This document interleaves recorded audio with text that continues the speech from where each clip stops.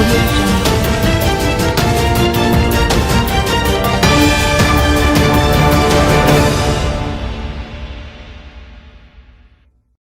I don't feel safe. Following the recent killing of a member of her campaign team, Councillor-elect for the Savannah Lamar Division, Jillian Chang, is crying out for help as she believes her life is in danger. Chang, who won the division on a People's National Party ticket, told reporters that Maxwell's murder brings to 3 the number of people in her division who have been killed in a matter of days. Chang was speaking of the triple murder in Frome in the parish. That incident also left 4 other people injured. 2 of the men, she said, were on her campaign team. It's a very sad situation right now, and Jamie, otherwise called Biggs, has been on the campaign with me, Chang said of the murder. Jamie Biggs Maxwell, 24, was shot dead and another injured in front of a funeral home on Darling Street, Savannah Lamar on Saturday. Reports were that Maxwell and his pillion were driving his bike in his community when he was shot and killed and his pillion shot and injured. 6 shot, 3 fatally in St. Elizabeth in 26 hours.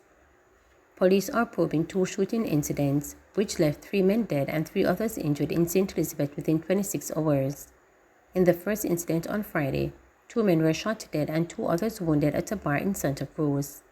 Police named the deceased as Javid Griffiths, 21, a resident of Church Road in Northampton District, and Dorado Green, 34, a resident of Beatles Boulevard in Santa Cruz. A police report said about 7 p.m., the 4 men were at a bar when they were attacked by an armed man who opened fire on them.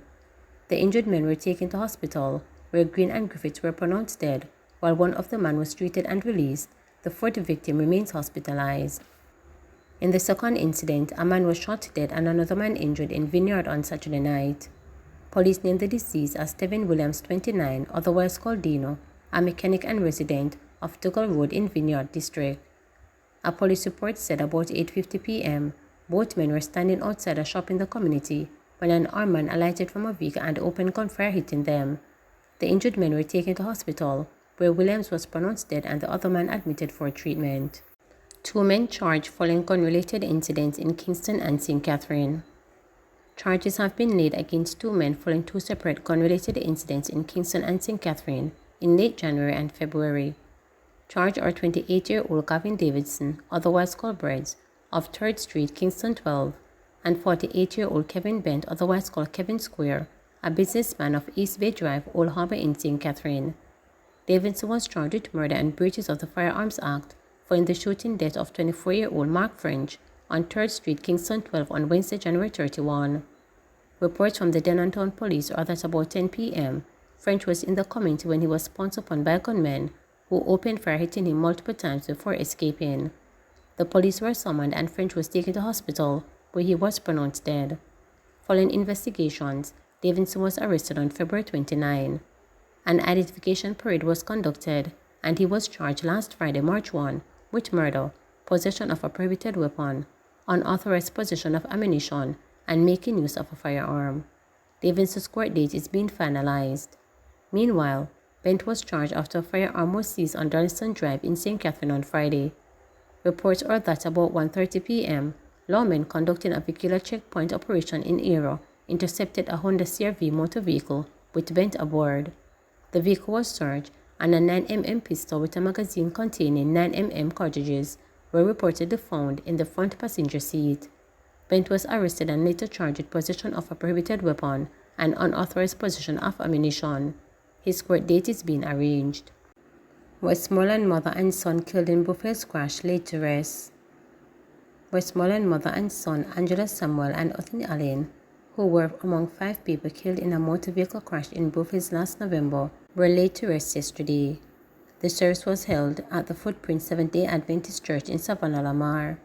Samuel, 65, and Allen, 50, who are from Mount Edgecombe in the parish, were buried together.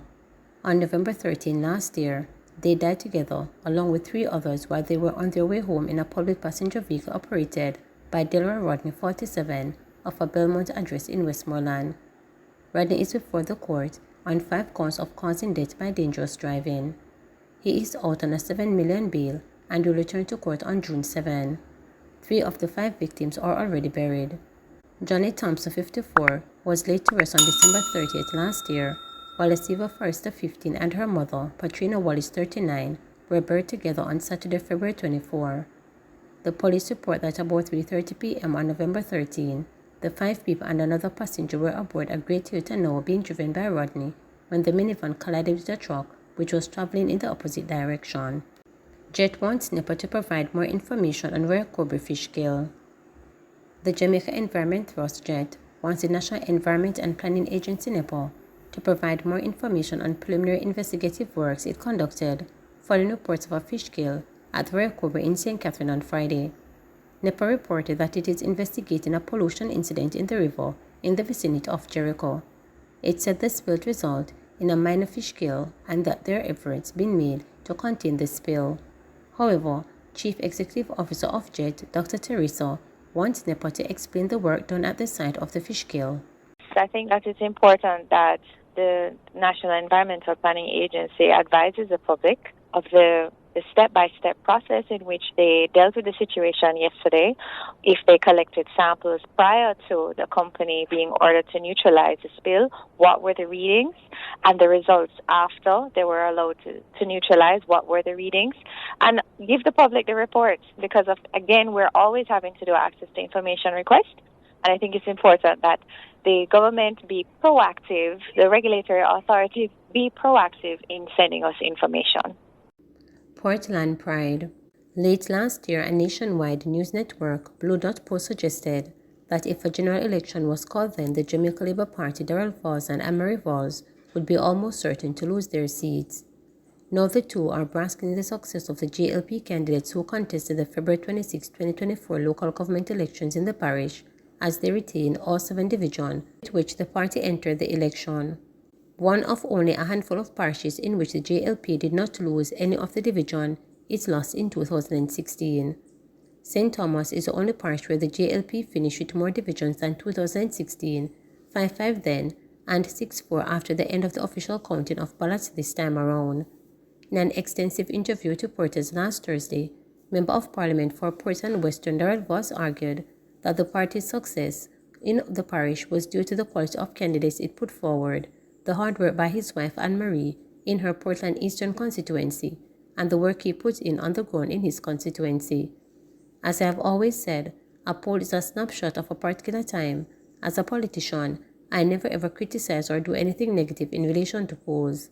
What I do is look at the polls and take out what I think can benefit me in relation to the findings and make sure that I work on those aspects of the poll. The fact of the matter is that only the poll that counts is the poll on election day, stated Valls. Politics is an art, it is a science, and basically, once you get it right, you will get the results. The fact is that from 2007, I have run 4 general elections and 1 by-election, and I have won all 5.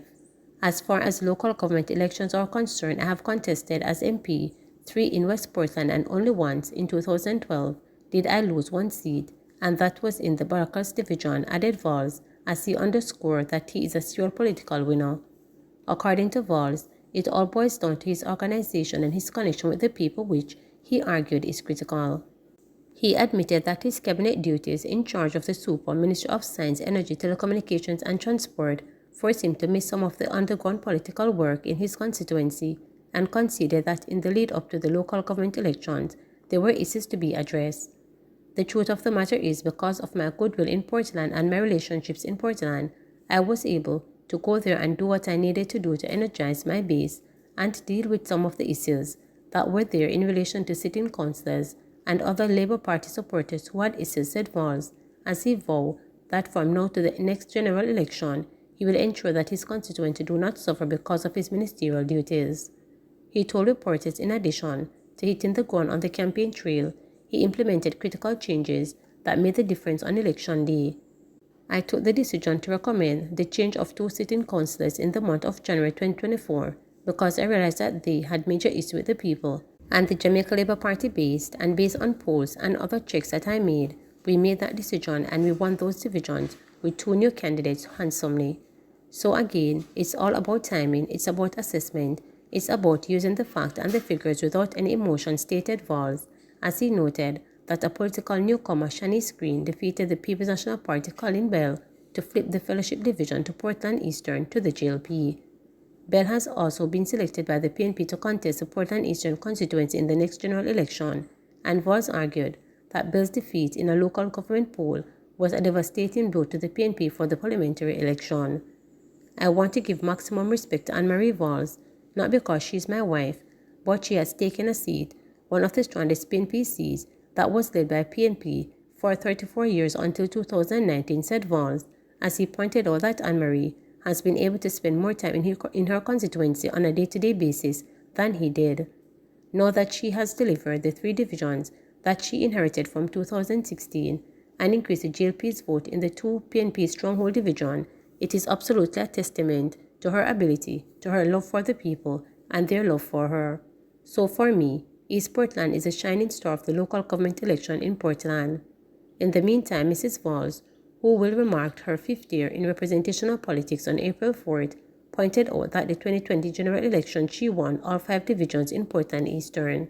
She noted that 2 of the 3 JLP councillors who were elected in 2016, Irvin Brown in the Fellowship Division and Darren Wood in the Fairhill Division, succumbed to the ravage of COVID-19 between 2020 and 2021, leaving the JLP with 1 representative at the local government level in the constituency until last Monday's victories.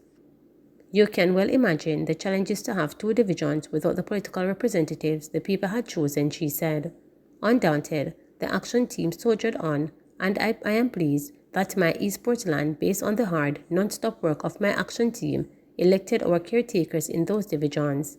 The division with Paul Thomas, she added. She told reporters that the 2 JLP candidates who were defeated in the Port Antonio and Prospect divisions are excellent political representatives and will continue the work in those divisions despite not having the money which is allocated to sitting councils each month.